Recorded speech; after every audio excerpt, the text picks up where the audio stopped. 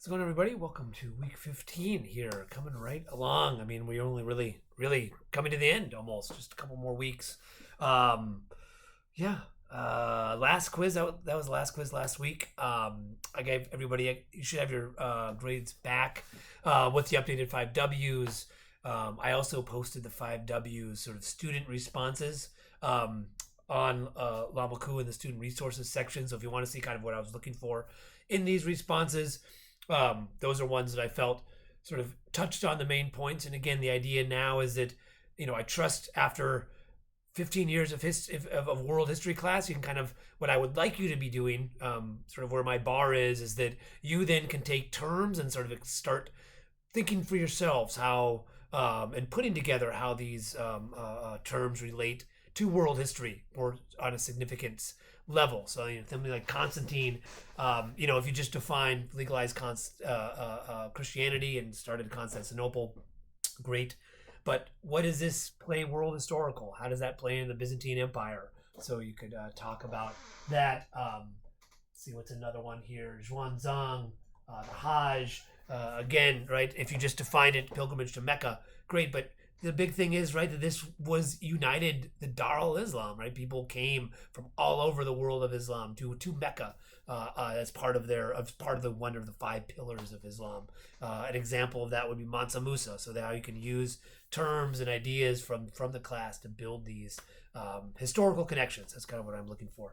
The Angkor Wat one, I did note that student did not bold or underline the term, so make sure we're doing that going forward, particularly on the final. And then also, right, the Angkor Wat, the other thing I was looking for is, it's a temple, but then that video we watched on Angkor Wat talked about how it's also the temple, and the temple complex was very integrated into this urban world and water management. So it wasn't just a temple, it was part of this larger imperial urban world. So again, it's the idea of using the course materials, showing me that you're following along, and then being able to sort of discuss those in a cogent manner. It's kind of what I'm looking for, particularly on the final. So that's that. And then this week we're looking at nomads. Again, look at the lectures there. We've talked about nomads various times in this course, but now we're kind of putting it all together. What does it mean to be nomadic? I kind of talk about that, go over and review some of the nomads we have met previously. Indo-Aryans are a good example of that. A lot of some nomadic groups stay sort of on and function as intermediaries, particularly traders and herders for a settled society. Some move in and actually settle down and take over and become the sort of rulers of areas, or at least settle within regions. So the Indo-Aryans in the Ganges River, bringing with themselves Vedic knowledge and Sanskrit. And then the big one there is the Mongols, right? This group of nomads that under this guy Genghis Khan, circa 1206, 13th century, are able to unify. He's able to unify many of these bands of Mongols under one big group, and then start to expand out of the Central Steppes into China, into Central Asia, all the way into almost all the way to Europe. There, and then the expansion of it, as many as empires are, there's wars and military excursions, and a lot of these have been presented, that this sort of barbarian horde of Mongols. But I gave one video there that kind of sort of challenges that idea that maybe the way we think of the Mongols is only because most of the sources we have are people who lost to the Mongols. So they have a sort of, the things the Mongols were doing, diplomacy and psychological forms of warfare, were very much par for the course for this time period. So maybe we got to rethink that. And the other video that I do, that I hopefully encourage you to watch, at least the first 20 minutes of, is actually about Mongolia itself, contemporary Mongolia, and the legacy of the Mongols, of Genghis Khan, and actually talks about a little nuanced, again, a nuanced perspective of who Genghis Khan was.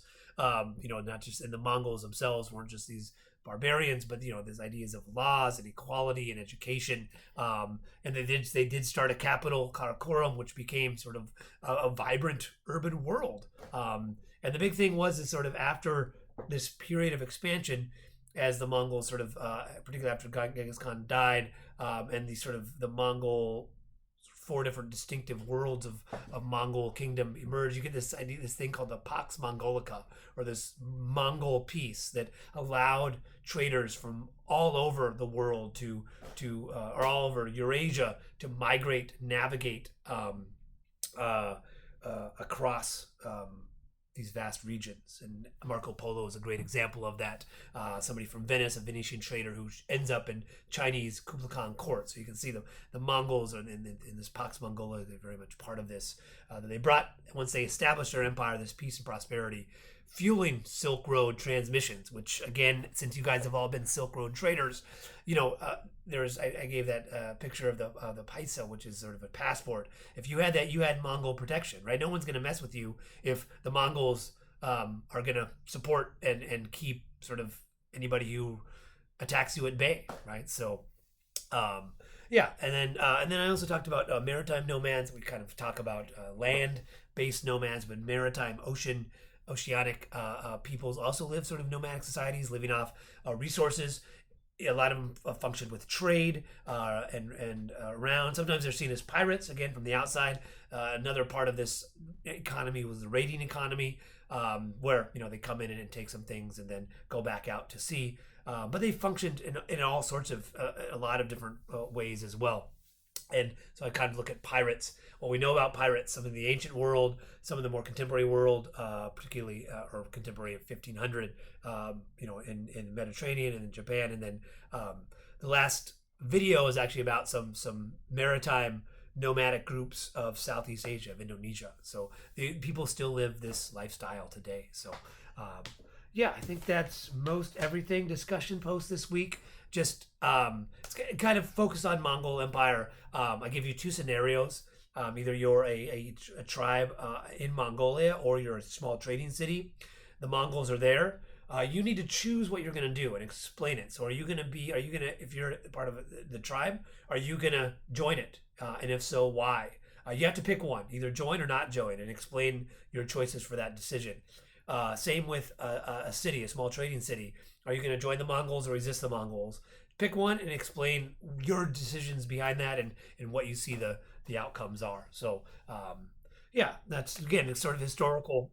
Be historically creative as much as you want, but accurate as well, kind of using the course materials. And then there's quite a few student announcements as well. One, there's student elections.